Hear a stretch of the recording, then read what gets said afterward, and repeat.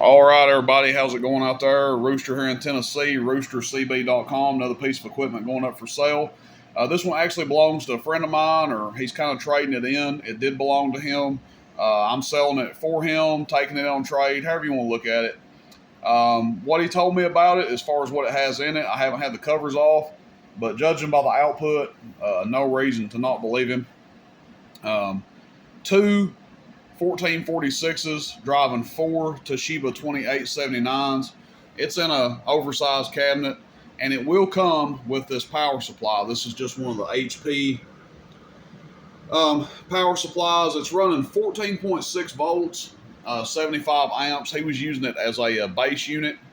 Um, this switch here either kills the driver or kills the four outputs. I think it kills the driver section. But we'll get into that here in a second. We'll check the output on it. And then this one here is just your master power switch.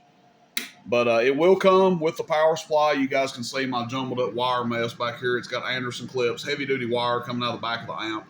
Obviously, you could put this thing in a mobile if you wanted to, and then run this supply on something else. Would be a handy little power supply to have. Just, quick disconnect on it. Or run it together as a base unit. And that's going to be low drive. Again, low drive. 35 watts PEP, 40 watts PEP, 10 to 12, 13 watts average with probably like a 1 or 2 watt dead key going in. It's where you're going to want to be with this thing.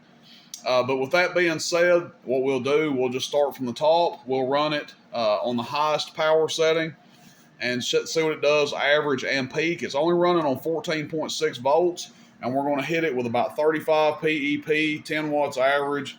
And that's probably just guessing. That's probably about a watt to a watt and a half dead key going in. So with that being said, let's check it out. We got a 1,000 watt slug in here, and we're on average power first, looking at the bottom scale. Hello. Fan drags down on it a little bit when you key. Hello. It may be getting RF in it, so something to be mindful of.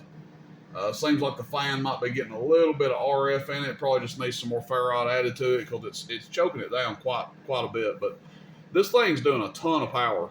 I don't know if you guys noticed or not, but hello,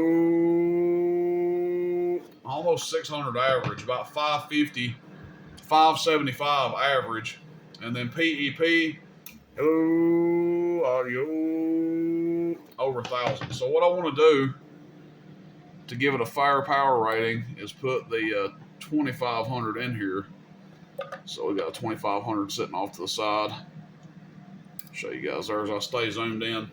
We're still on PEP. Top scale now. So 20 is 2000, 15 is 1500. Hello. It's getting with it. About 1200 watts PEP. And then it's probably going to show more average because we're on a higher scale, but it shows about 6 average there. So now what I want to do, I'm just going to take this back out and we're going to test it with the first switch down in the low position, I guess, if you will. Be interested to see if those fans choke down with it in low, because again, I think it's probably RF related. Okay, so now we're going to kill this switch and we'll see what kind of power we get. Hello. Yeah, the fans don't choke down when you do that. So on high, it's getting RF in it. Hello. That's about 175, 180 average. PEP. Hello. Audio. About 500, 5.25 PEP. So that's just the 4-pill section. Obviously, we know that because just the 2-pill section wouldn't be doing that much.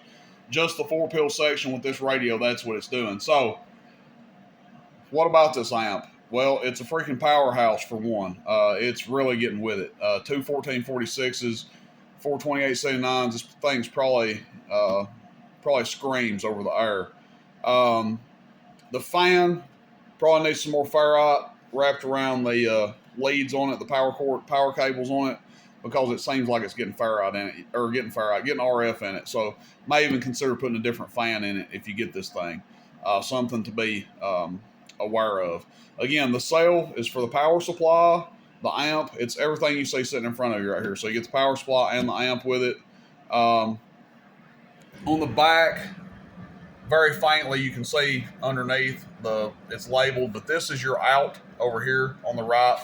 This is your in over here. So your radio goes here, antenna here. But that's it. I mean, yeah, it could use cleaned up, but there's nothing wrong with this box at all. Besides the fan situation. Again, it drags down a bit when you have it on high. On low, not so bad. It doesn't do it at all on low, but on high, it's definitely doing it. I'm not sure how they've got it set up when they're bypassing the driver section. You may be able to actually run like a high power radio into it as long as you keep that switch down. Now, if you ever forgot and turn that switch up, you'd be in bad trouble. And again, I'm not 100% sure they have it set up where you can do that, but it would be pretty cool if they do. If you guys want inside pictures of it, by all means, just ask me before you click buy on it. Before you buy it, ask for the pictures, not after. But I don't mind sending pictures to somebody if you want to see the inside of it. Pretty wicked amp, if you ask me. The Naughty Box. Yeah, it's a pretty interesting name. All right, guys. Everybody have a good one out there. Rooster in Tennessee, roostercb.com. This one will be up on the... you guys can hear that fan choke down. This will be up on the website for sale. Thanks, everybody. Rooster in Tennessee. See you. Bye.